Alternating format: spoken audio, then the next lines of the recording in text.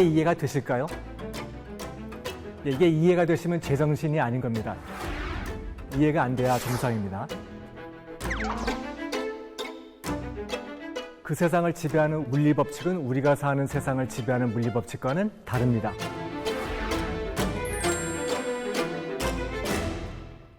생명공학도 양자물리 덕분에 탄생했습니다.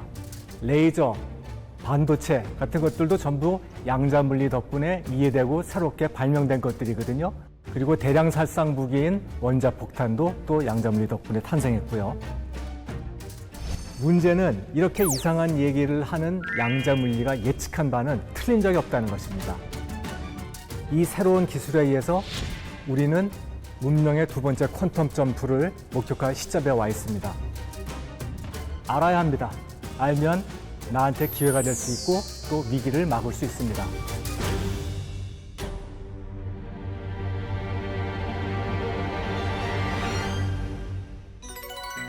안녕하세요. 저는 한국연구재단의 양자기술단장을 맡고 있는 이순칠입니다.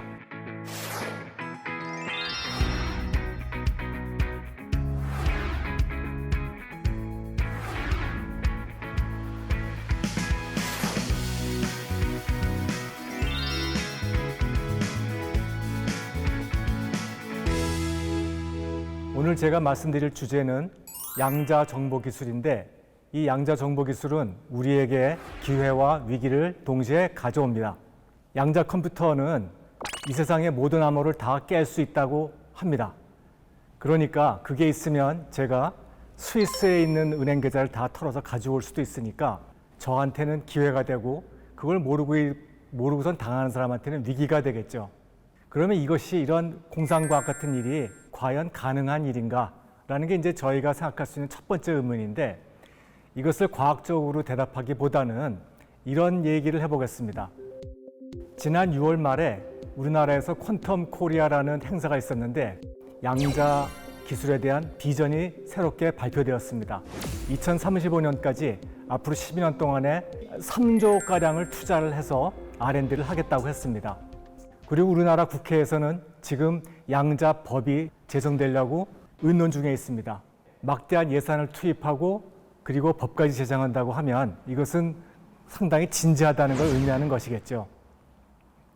우리는 그러면 앞으로 어떻게 대처해야 될까요? 알아야 합니다. 알면 나한테 기회가 될 수 있고 또 위기를 막을 수 있습니다.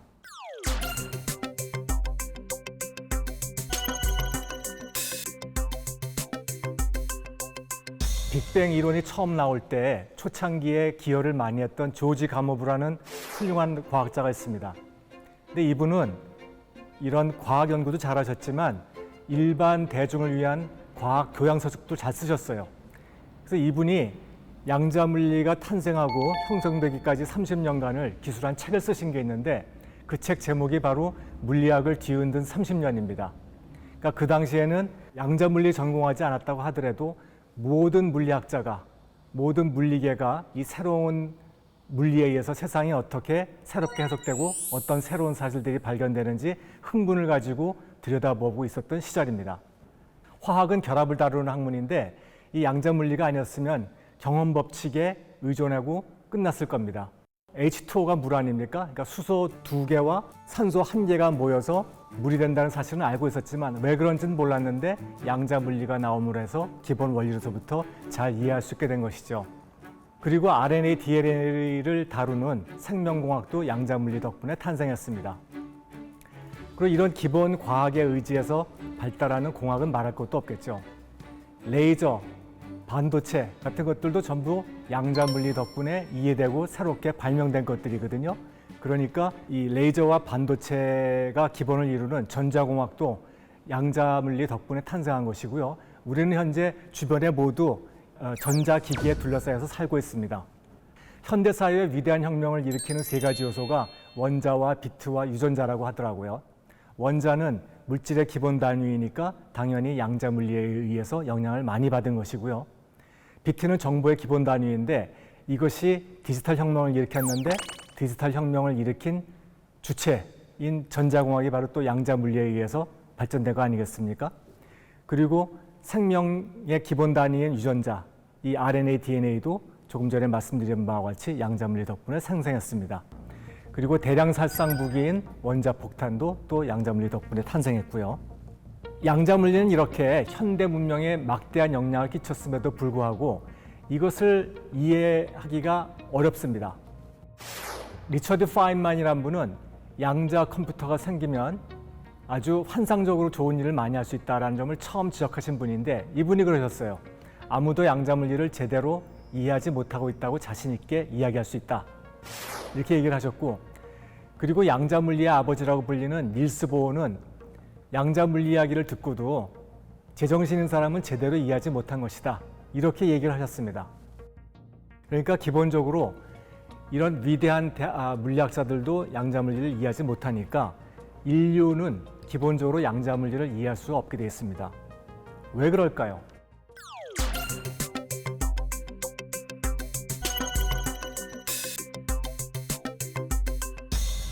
제가 비유를 한 가지 들어서 설명을 좀 해보겠습니다. 어느 피크닉하는 그 호숫가에 여인의 보라색 치마에 붙어있는 작은 벌레를 한 마리 상상해 보겠습니다. 그러면 생명체라는 것은 보통 자기 몸 크기에 비례하는 거리를 보기 때문에 이 벌레는 너무 먼 거리나 너무 가까운, 너무 작은 거리는 보지 못할 수 있습니다. 그래서 이 벌레는 멀리 떨어져 있는 총천연색의 3차 물체들을 잘 보지 못할 수도 있고, 그리고 또 이 치마, 보라색 치마는 사실은 빨간 원자와 파란 원자가 교대로 이렇게 만들어진 옷일 수도 있는데 그렇게 작은 입자들을 보지 못할 수 있습니다. 그러면 결과적으로 이 벌레가 보는 것은 무한히 펼쳐진 2차원의 보라색 평면뿐입니다. 그러니까 이 벌레는 이렇게 생각하겠죠. 아, 이 우주라는 것은 단색의 2차원 평면이야, 이렇게요. 한 색만 본다는 것은 색을 보지 못하는 것과 똑같으니까요. 우리가 이 벌레의 주장을 들으면 아주 웃기겠죠. 근데 왜 이런 웃기는 일이 발생했을까요? 이 벌레가 자기의 아주 한정된 경험을 전 우주에 확대해서 적용하려고 했기 때문에 그렇습니다. 우리 인간은 기껏해야 1km 바깥을 볼 수 있습니다. 거기보다 더 먼 곳에서는 사람 둘을 구별하기가 어려우니까요. 그리고 아주 작은 세상으로 간다고 하더라도 1마이크론보다 작은 세상은 직접 볼 수가 없습니다. 그리고 속도는 또 어떻습니까? 우리는 가장 빠른 속도가 빛속도로서 초속 30만 킬로라는 걸 알고 있는데, 우리가 경험할 수 있는 가장 빠른 속도라는 것은 기껏해야 몇 킬로미터, 초속 몇 킬로미터밖에 되지 않습니다. 그런데 굉장히 속도가 빠르거나 굉장히 크거나 혹은 굉장히 작은 세상에서는 그 세상을 지배하는 물리법칙은 우리가 사는 세상을 지배하는 물리법칙과는 다릅니다. 그리고 물리법칙이 다르면 그 세상의 모습도 다르기 때문에 그 세상에서 일어난 일을 우리에게 이야기해줘도 우리는 그 세상을 이해할 수가 없습니다. 이것이 우리가 양자물리의 세상 얘기를 들었을 때 겪게 된 일입니다.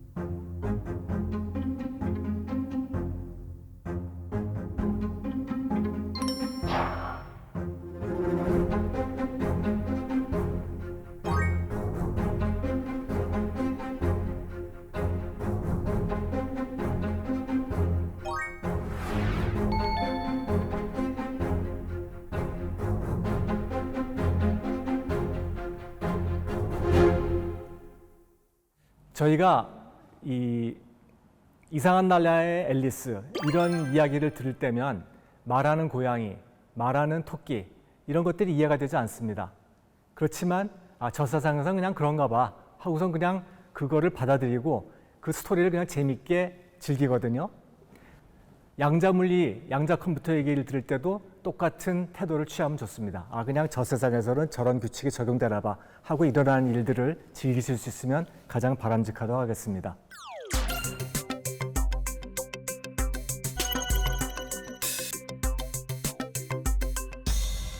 그러면 도대체 양자물리가 어떤 내용인데 이렇게 어렵다고 설레발을 치는 걸까요? 그 핵심 내용은 아주 간단합니다. 바로 삼라만상은 입자이면서 동시에 파동이라는 것입니다. 이 말 이해가 안 되시죠?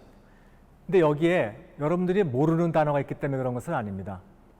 입자라는 것은 아주 조그마한 물체인데 당구공같이 생긴 것을 상상하시면 되겠습니다. 전자나 양성자 이런 입자들이 작은 물체들이 서로 당구공같이 부딪혀서 충돌할 수 있는 것, 이런 것들 말하는 거고요. 파동이라는 것은 우리에게 익숙한 소리, 빛, 파도 이런 것들을 의미하는 겁니다. 그런데 이것이 동시에 입자이면서 동시에 파동이라는 것은 예를 들어서 저희가 햇빛 속에 있을 때 등이 따뜻해지는데 이럴 때는 햇빛 속에 있는 에너지가 연속적으로 우리에게 와서 따뜻해진다고 생각하지만 사실은 그 에너지 덩어리가 하나씩 날아와서 제 등을 탕탕탕 이렇게 치는 겁니다. 입자같이요. 그런데 그 에너지 단위가 워낙 작기 때문에 우리는 연속적으로 느끼는 겁니다.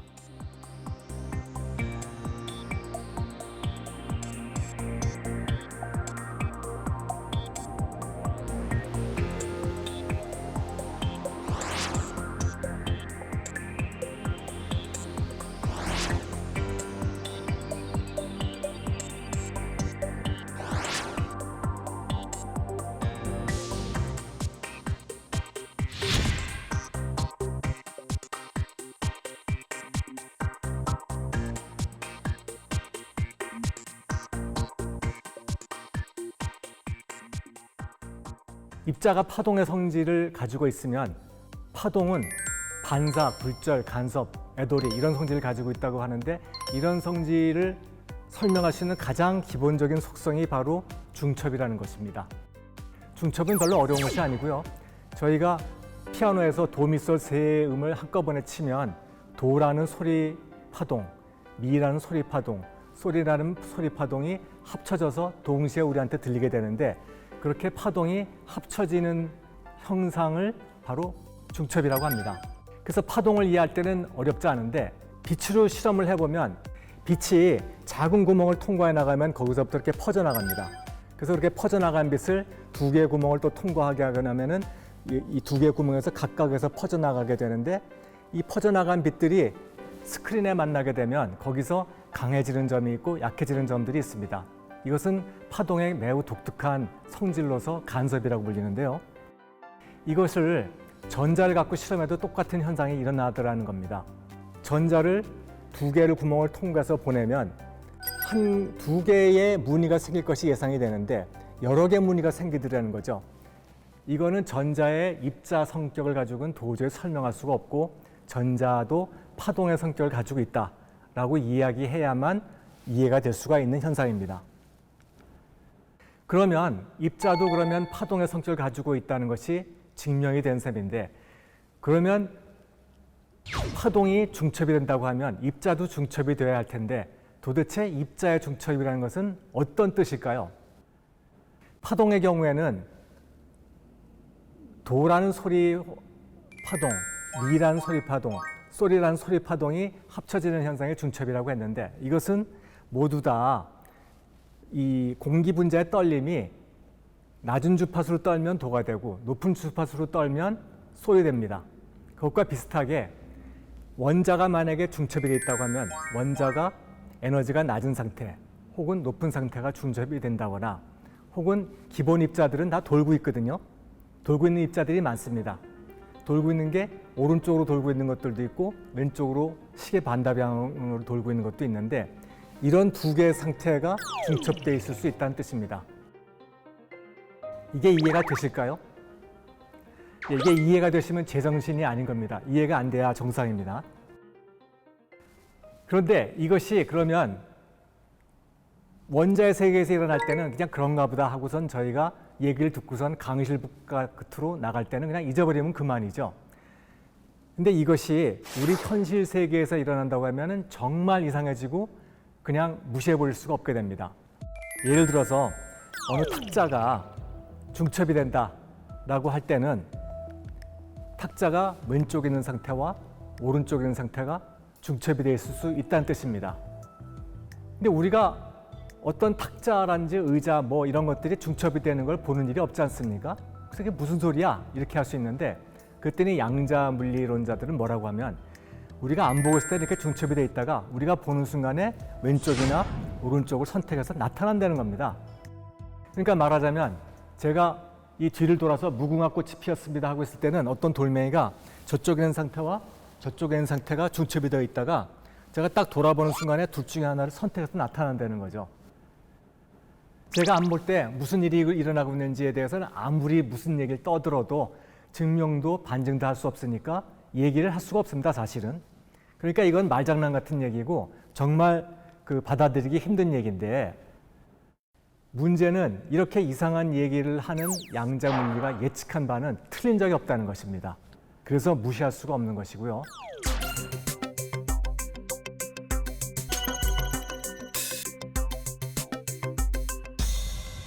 양자물리의 주장을 요약해서 얘기하자면 이렇습니다. 만약에 우리가 고전적인 세상에서는 화음을 들으면 도미솔 세 개의 화음이 동시에 치면 세 개가 중첩돼서 저희한테 아름다운 화음이 들립니다. 그런데 만약에 양자 세계의 법칙을 따른다고 하면 비록 세 개의 파동이 동시에 생성이 돼도 우리가 들을 때는 듣는다는 것은 관측한다는 행위를 의미하니까 도나 미나 소리나 세 개 중에 하나만이 들립니다. 절대로 화음을 들을 수가 없습니다. 그것이 바로 이제 양자 세계의 법칙이고요. 도가 들릴지 미가 들릴지 소리 들릴지는 전혀 알 수가 없습니다. 그래서 어느 것이 들릴지는 순전히 확률적으로만 결정되기 때문에 아인슈타인이 이런 양자물리의 속성을 아주 싫어했습니다. 그래서 신은 우주를 가지고 주사위 노름을 하지 않는다, 이런 얘기를 했는 게 바로 이런 양자물리의 이런 속성을 의미하는 것이었고요. 이런 얘기를 이제 아인슈타인이 자꾸 하니까 어느 땐가는 보호가 신한테 이래라 저래라 하지 마시오, 이렇게 얘기했다고 합니다.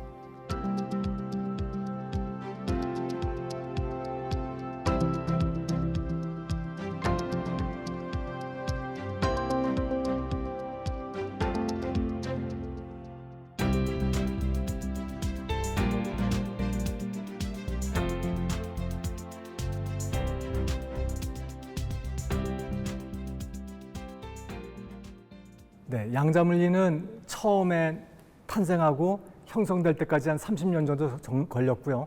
그 다음에 현대 문명을 찬란하게 퀀텀 점프 시켰지만 근본적인 철학적인 문제에 대해서는 연구를 할 수가 없었습니다. 왜냐하면 양자물리의 예측이 너무나 잘 맞았기 때문에 양자물리가 형성되고 나서 조금 있다 2차 대전이 일어났거든요. 그러니까 모든 과학자들이 현실적인 문제에 매달려가지고 계산을 해야만 됐었던 시절입니다. 양자물리의 아버지인 보호가 양자물리를 완벽하니까 닥치고 계산이나 열심히 해, 그랬습니다. 그래서 처음에 양자물리가 형성된 기관을 발전기라고 하고, 그리고 이 양자 정보 기술이 태어난 이때를 르네상스라고 한다면 그 중간을 암흑기라고 얘기할 수 있겠습니다.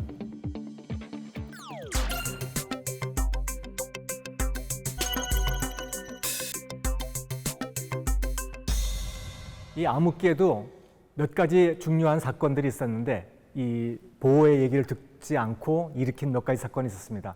그 중에 하나는 아인슈타인이었는데 EPR 패러독스라는 것이 있는데 이것은 양자물리 내부의 모순을 지적하려 한 것이었습니다. 그리고 그 다음에 베레 부등식이라는 것이 있는데 이것은 양자물리가 얘기하는 인식과 존재, 이런 철학적인 문제를 실험실에서 증명할 수 있는 수식의 형태로 갖고 내려온 것이었습니다. 그리고 이 베레 부등식이라는 것을 나중에 아스페라는 사람이 찾아와서 내가 실험을 증명해 보겠소 하고 왔습니다. 그랬더니 이 벨이 당신은 정규직이요? 이렇게 물어봤다는 거예요. 아시다시피 이제 이 신임 교수들은 다 계약직이거든요. 처음에 교수가 되고 나서 한 3년간은 어떤 연구 결과를 냈는지 봐가지고 훌륭한 연구 결과를 냈으면 계약을 한번 연장해주고, 두 번째 할 때쯤이면은 이제 일을 많이 했으면 이제 정년까지 계약을 해주고 이렇게 하는데 그 전까지는 이제 계약직에 머물게 됩니다. 근데 이 아인슈타인의 논문은 그나마 아인슈타인 이름이 들어갔기 때문에 피지컬 리뷰라고 하는 꽤 훌륭한 저널에 실렸거든요. 근데 이 베레 논문은 단지 4회만 출간되고 폐간돼 버린 아주 이름 없는 저널에 간신히 실렸습니다. 근데 아스페가 어떻게 우연히 그걸 보고 온 것이죠. 그래서 이제 벨이 걱정한 거는 이런 연구를 해가지고는 실험으로 증명하기도 어려울 뿐만 아니라 증명한다고 해도 이렇게 간신히 이름 없는 개간지에 실려가지고는 너는 정규직되기 힘들다. 이렇게 걱정을 해 준 것이었습니다. 근데 이제 아스페가 고집을 부려가지고 결국은 실험에 성공을 합니다. 이렇게 말 안 들은 아스페는 어떻게 됐을까요?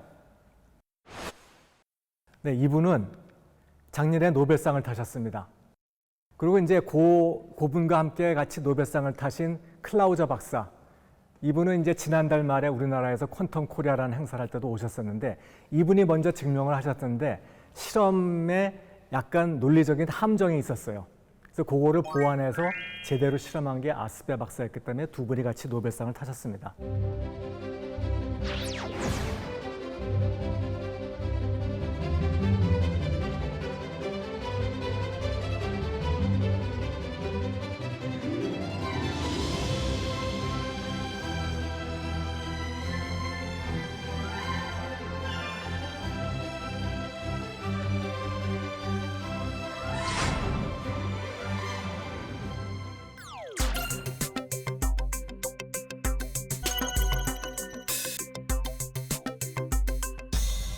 그 이후에 암흑기에 일어난 몇 가지 사건에 의해서 그 덕에 양자 정보 기술이라는 새로운 기술이 발전합니다. 이 기술은 우리 세상에는 존재하지 않는 개념들이 사용됐기 때문에 우리는 이해할 수가 없지만 이 새로운 기술에 의해서 우리는 문명의 두 번째 퀀텀 점프를 목격할 시점에 와 있습니다. 이 기술의 대표적인 것들이 양자 컴퓨터, 양자 암호 통신, 양자 순간 이동 이런 것들이 있는데요. 이 순간 이동이라는 것은 영어로는 양자 원격 이동입니다. 그러니까 도사들이 이 자리에서 있다가 갑자기 펑 하고 이 자리에 나타난다든지 뭐 이런 소설 같은 얘기를 말하는 것인데 이 원격 이동이요. 순간적으로 일어나지 않으면 아무 의미가 없습니다. 서울역에 있던 사람이 4시간 후에 부산역에서 나타난다고 해서 뭐가 신기하겠습니까? 그래서 이 원격 이동은 순간 이동이라고 많이 번역하기도 합니다.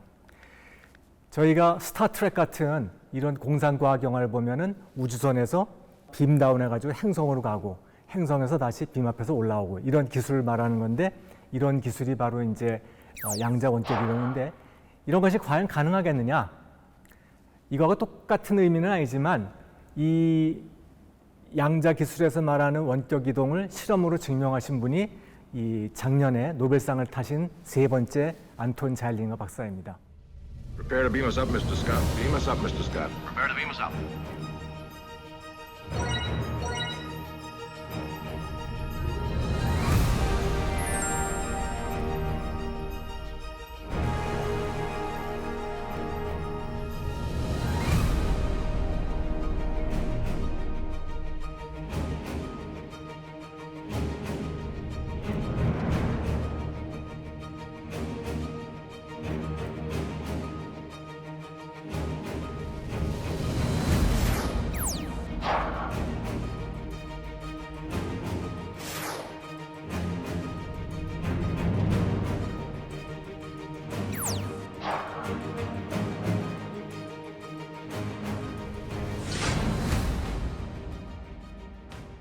그리고 그 다음으로 많이 유명한 양자 암호 통신은 근본적으로 도청이 불가능한 통신을 의미합니다.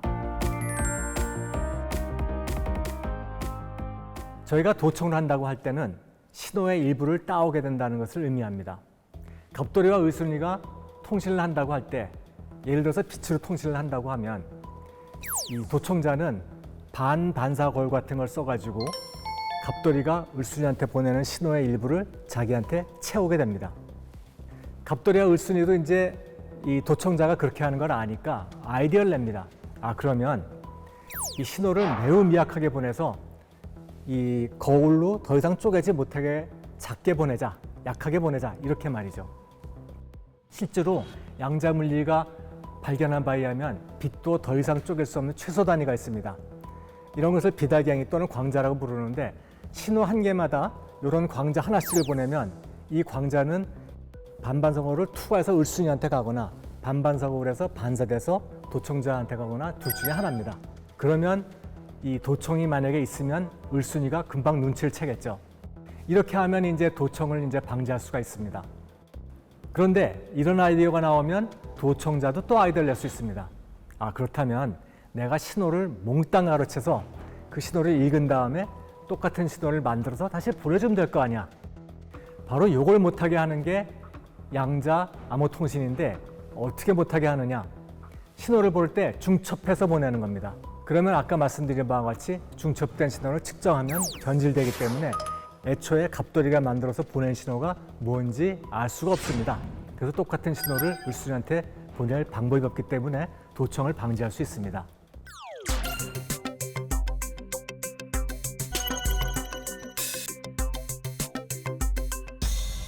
양자정보기술에서 중요한 양자 컴퓨터는 병렬 처리를 해서 빠른 계산을 할 수 있는 컴퓨터입니다. 병렬 처리라는 것은 여자분들이 잘하는 멀티태스킹을 얘기하는 것이거든요. 그러니까 한꺼번에 동시에 여러 가지를 하는 것을 의미하는 겁니다. 그러니까 학생 100명의 성적을 평균을 내야겠다라고 하면 우선 100개의 데이터를 다 더해야 할 텐데 저 혼자 더하는 것보다는 5명이서 20개씩 숫자를 나눠가지고 더하고 그 맨 마지막에 5개 숫자를 한 번 더 더한다고 하면 거의 5배 빨리 일을 할 수 있지 않겠습니까? 그런 것이 병렬 처리입니다. 양자 컴퓨터는 중첩성을 이용해서 병렬 처리를 잘 할 수 있습니다. 그래서 예를 들어서 저희가 어느 웹사이트를 가입하려고 하면 대문자, 소문자, 특수문자, 숫자 이런 걸 다 합해서 8자리를 만들시오. 이렇게 해서 저희를 짜증나게 하지 않습니까? 근데 그렇게 해서 만들 수 있는 경우의 수가 2의 56승, 약 한 7경계 정도 되거든요. 그 정도 되는데 제가 이제 그 암호를 깨려고 하는데 전혀 아이디어가 없다고 하면 그냥 무작위로 아무 숫자 하나 집어넣어서 깨봐야겠죠. 그렇게 할 때 만약에 1초에 100만 개씩 숫자를 집어넣어 볼 수 있다고 하면 그 암호를 찾아내는데 약 한 2300년 정도 걸립니다. 그런데 그거를 양자 컴퓨터로 하면 모든 가능한 숫자를 다 집어넣어 가지고 한꺼번에 풀 수 있기 때문에 한 4분 정도면 가능합니다. 제 은행 계좌를 누군가 해킹하려고 하는데 2300년이 걸린다 그러면 뭐 별 걱정이 안 되겠죠. 그런데 4분 만에 깨질 수 있을 거다 그러면 완전히 얘기가 달라지겠죠.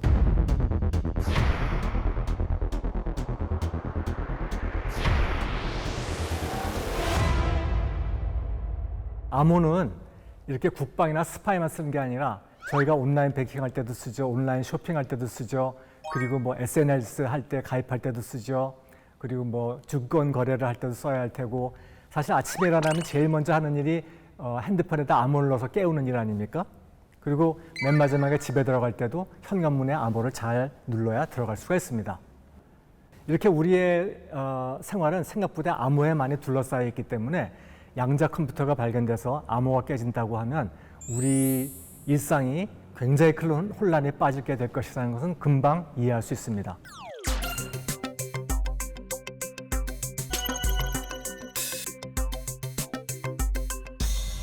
양자 컴퓨터가 나오면 미래가 어떻게 될까요? 지금 제가 암호 얘기를 많이 드렸으니까 국방과 암호에 굉장히 큰 변화가 일어날 것이다. 이건 쉽게 먼저 이해하실 수 있습니다. 2차 대전이요. 공식적으로는 일본의 핵폭탄이 떨어지고 일본이 항복함으로 끝났지만 사실은 핵폭탄이 떨어지기 전에도 일본과 독일은 이미 암호가 해독되어서 그렇게 상태에 있었는데 핵폭탄은 그냥 파이널 블로우를 친 거에 불과했습니다. 어떤 타짜도 아무리 기술이 좋아도 자기 패를 다 보여주면서 치는데 이길 수가 있겠습니까? 그래서 암호를 잘 유지한다는 것은 핵무기를 보유하고 잘 쓰는 것만큼이나 중요한 일입니다. 그리고 국방과 안보뿐만 아니라 일상생활에서 우리 뭐 보안카드라든지 비밀번호 이런 거에도 다 많이 쓰인다고 이미 말씀드렸고요. 암호화폐에서도 비밀열쇠 암호체계, 공개열쇠 암호체계를 다 쓰고 있는데 제가 그걸 2개 다 깰 수 있기 때문에 제가 채굴도 독점할 수 있고 남의 계좌에 있는 암호화폐도 제가 다 가져올 수 있습니다. 여기에 대비를 하면 되는데 대비하는 게 쉽지 않은 일이고 시간이 많이 걸리는 일입니다.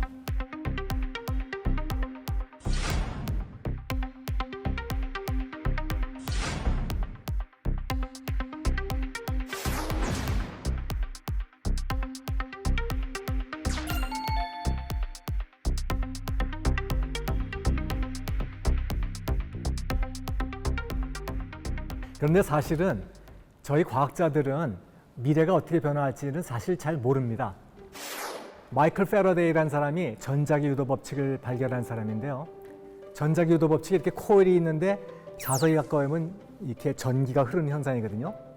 그 얘기를 하니까 사람들이 그런 거 알아서 뭐에다 쓰느냐 이렇게 얘기를 했다는 거예요. 굉장히 그게 신기하긴 한데 그딴 거 알아서 뭐에 쓰냐는 거죠. 그랬더니 패러데이가 지금 갓 태어난 아이가 커서 어디에 쓸모가 있을지 어떻게 알겠느냐 이렇게 대답했다는 겁니다. 지금은 우리 주변에 보이는 전자기기 중에서요. 장난감 같은 거 빼고는 코일이 안 들어있는 전자기기는 없다고 단언할 수 있습니다. 그리고 저희가 지금 인터넷이 없던 세대를 상상할 수 있습니까? 반대로 인터넷이 없던 세대에서는 인터넷이 나오면 어떻게 세상이 변화될지를 또 이해할 수가 없습니다. 상상할 수가 없는 거죠. 마찬가지로 저희가 양자 컴퓨터가 지금 없을 때 양자 컴퓨터가 나오면 세상이 어떻게 바뀔지 예상하는 것은 상당히 어려운 일입니다.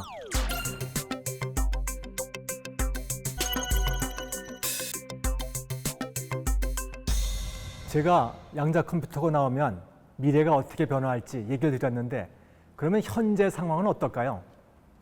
양자 암호 통신은요, 위성을 이용해서 이미 그 아시아와 유럽을 연결하는 몇천 킬로미터의 통신에 이미 성공했습니다. 그리고 이런 양자 암호 통신을 하는 기기들을 파는 회사들도 여럿 있습니다.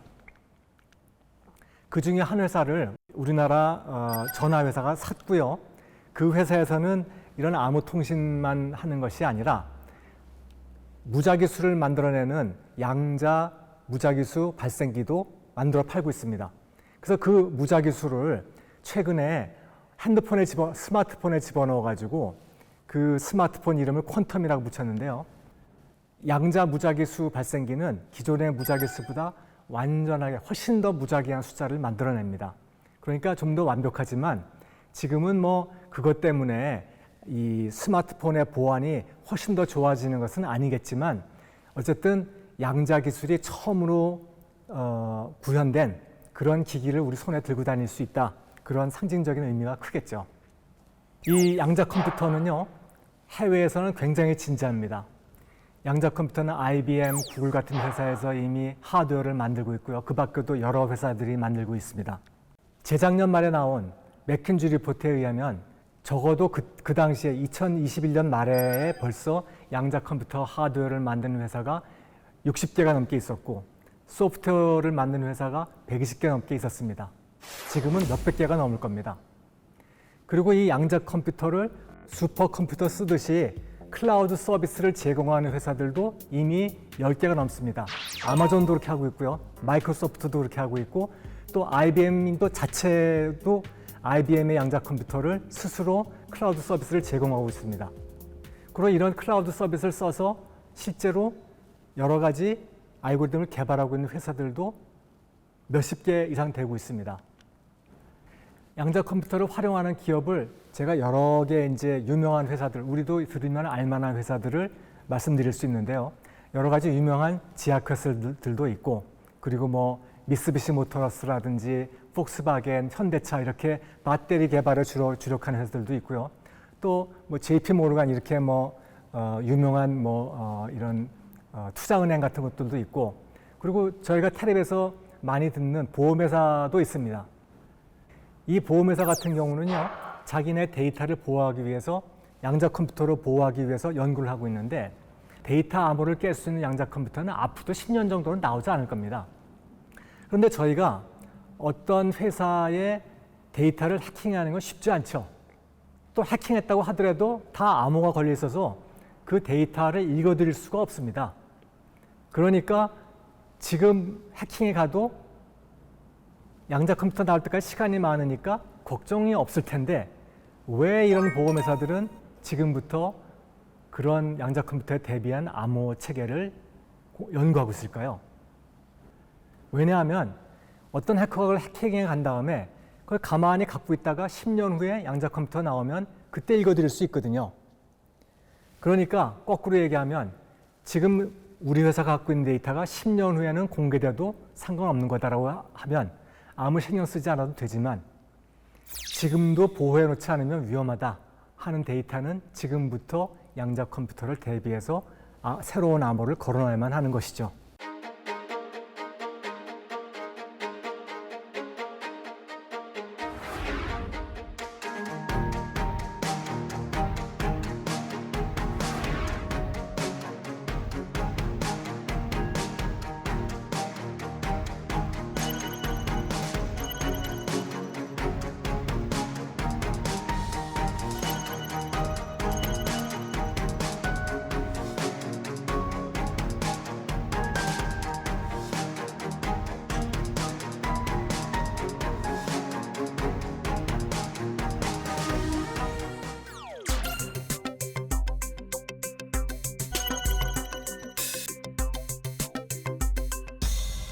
양자 컴퓨터는요, 이 비트 수가 처음엔 장난감같이 적다가 점점 커가고 있습니다.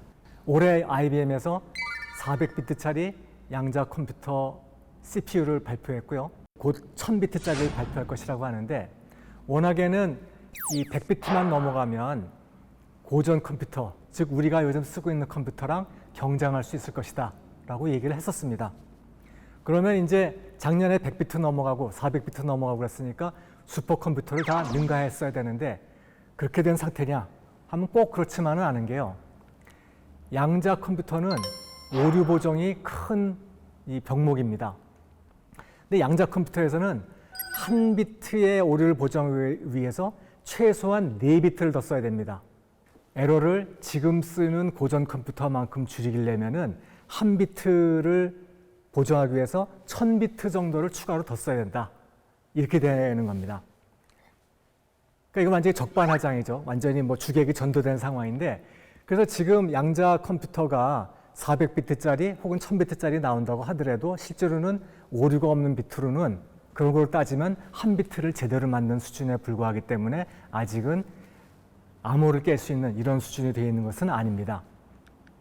그런데 이렇게 완벽한 컴퓨터가 없으니까 그러면 완벽한 컴퓨터가 나오기는 나올 거야? 그거 되긴 되는 거야? 이런 질문이 당연히 저희 하고 싶죠. 그런데요, 양자 컴퓨터는 완벽한 건 있을 수가 없습니다. 왜냐하면 고전 컴퓨터는 0과 1을 쓰는데 0을 나타내기 위해서 전압이 0V인 상태, 그리고 1을 나타내기 위해서는 5V인 상태를 쓰거든요. 근데 정확히 0V인 상태는 있을 수가 없고 에러가 좀 있을 수 있으니까 그냥 0V에서 2V 사이는 다 0으로 치고 뭐 한 3V에서 6V 사이는 다 1로 치자. 이렇게 에러 범위를 주고선 이제 하니까 뭐 기판이 조금 잘못돼도 다 계산할 수 있고 그렇습니다. 그런데 양자 컴퓨터에서는 에러 범위를 줄 수가 없거든요. 0과 1에 중첩된 상태를 늘 사용하기 때문에 1대1 중첩될 수 있고 1대 1.00001 중첩될 수 있고 모든 상태를 다 쓸 수 있기 때문에 에러 범위를 줄 수가 없습니다. 그래서 모든 계산에서 항상 에러가 쌓이게 마련이고요. 그래서 완벽한 양자 컴퓨터는 있을 수가 없고 불완전한 양자 컴퓨터는 지금도 있습니다. 그러니까 양자 컴퓨터는 지금부터 계속 엔지니어링에서 좋아지는 일만 남았을 뿐이고 어느 정도 언제까지 좋아지느냐만 그것이 문제일 뿐입니다. 그럼 현재 약 뭐 몇백 개의 불완전한 오류가 많은 양자 컴퓨터만 있을 수 있는 뿐인데 이걸로 뭘 하겠느냐? 이걸로 할 수 있는 일이 있습니다.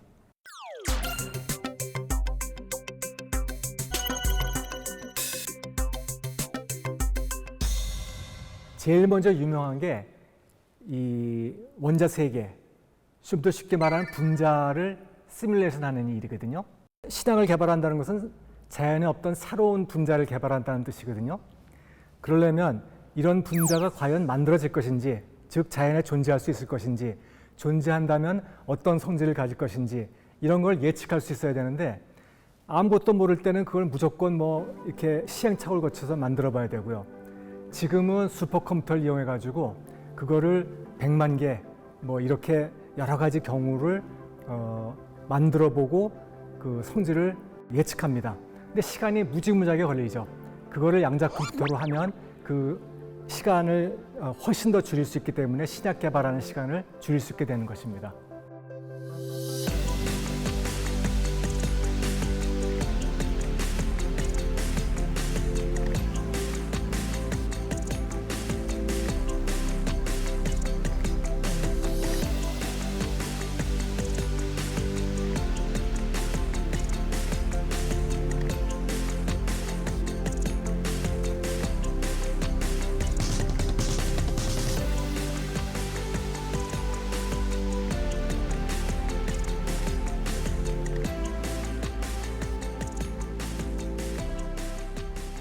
그리고 또 하나 잘하는 일이 최적화를 잘합니다. 최적화라는 것은 소위 트래블링 세일즈맨 프로블럼 같은 거를 의미하는 건데요. 어떤 세일즈맨이 7개 도시를 돌아와야 합니다. 근데 어떤 순서로 돌아와야 최단 거리로 돌아오느냐, 뭐 이런 게 이제 트래블링 세일즈맨 프로블럼인데, 이 답을 알아내려면은 이 7가지 도시를 돌아오는 7팩토리얼의 경우 수를 다 해보는 수밖에 없거든요. 그런데 양자 컴퓨터는 그 가능한 모든 경우 수를 한꺼번에 다 해볼 수 있습니다. 병렬 처리가 되니까요. 그래서 답을 금방 낼 수 있습니다. 이렇게 최적화가 잘 적용되는 중요한 경우가 몇 가지 있는데, 생산 공정을 최적화한다든지 혹은 물리를 최적화해서 에너지를 절약할 수 있고요. 또 탄소 배출을 줄일 수 있습니다. 그리고 이런 최적화 문제는 금융 해지 전략에도 적용된다고 합니다. 그리고 양자 컴퓨터가 많이 연구되는 또 한 가지 경우가 기계학습입니다. 즉 AI의 경우인데, 요번에 챗GPT가 나오면서 갑자기 이 인공지능이 훨씬 뜨게 된 주이유가 많은 학습을 했기 때문이라고 하더라고요. 이 챗GPT는 몇 년 전에도 있었는데 그때는 뭐 몇백만 개 정도 학습밖에 못했다가 요번에는 수십억 개 이상의 데이터를 학습했기 때문에 훨씬 똑똑해졌다고 하는데, 양자 컴퓨터를 쓰면 적어도 이 모든 데이터를 하나하나 순서대로 학습하지 않고 몽땅 중첩해서 한꺼번에 집어넣어서 학습할 수 있기 때문에 훨씬 빨리 더 많은 데이터를 학습할 수 있어서 훨씬 똑똑한 AI가 나올 수 있게 될 수 있는 것입니다. 결론적으로 양자 컴퓨터는 병렬 처리 때문에 빠르고요. 양자 컴퓨터는 우리의 미래를 바꿀 수 있고, 양자 통신은 이미 상용화되어 있고, 양자 컴퓨터는 이미 특수한 분야에서 사용 중입니다.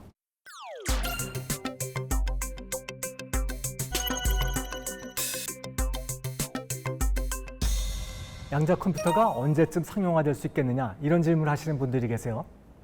근데 상용화가 어떤 의미냐에 따라 다른데, 상용화가 만약에 내 책상 위에 양자 컴퓨터, 탁상용 양자 컴퓨터가 올라오는 때 이렇게 말씀하신다고 하면 한 20년 후에는 가능할지 모르겠습니다.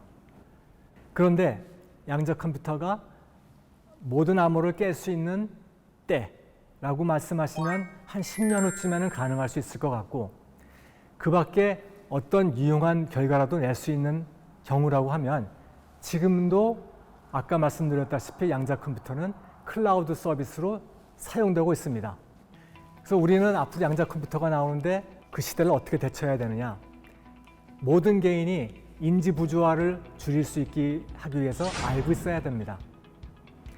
워낙에 양자 컴퓨터, 순간이동 뭐 이런 것들은 공상과학이니까 저희가 스크린에서나 봐야 되잖아요.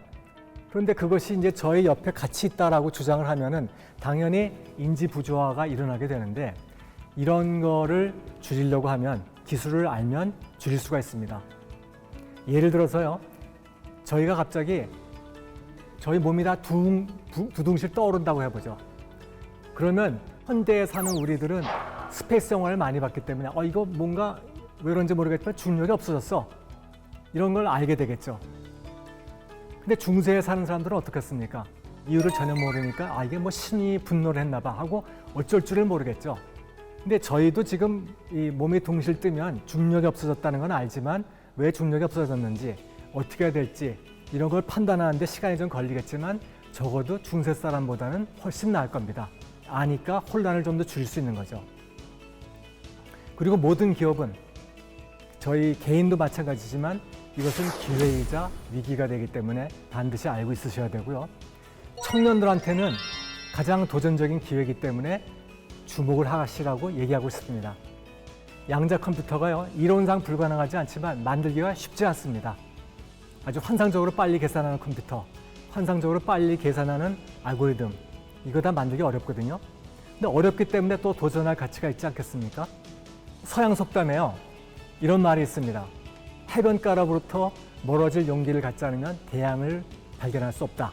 이런 얘기가 있는데, 여러분들 배를 타고요, 아주 쪽배를 타고 바다로 나가버렸을 때 해안가가 안 보이는 데까지 쫙 나가면 그 순간에 갑자기 공포가 확 밀려옵니다. 지금 사공이 있지만 만약에 사공이 없다 그러면 저는 동서남북 어디로 가야 해안가로 가는지 모르잖아요. 그러니까 갑자기 공포가 몰려오게 되는데, 해안가에서 멀어지면 망할 수도 있지만 대양을 발견할 확률이 조금이라도 있는 반면에 해안가에 머물러 있으면 대양을 발견할 확률은 0인 것이죠. 그러니까 확률이 조금이라도 있는 것과 0인 것은 조금과 0의 비율은 무한대입니다. 양자 컴퓨터가 과연 잘 만들어질지 미래는 불확실하지만 젊은 분들이 많이 도전하시기를 바라면서 오늘 이 강의를 마치도록 하겠습니다. 감사합니다.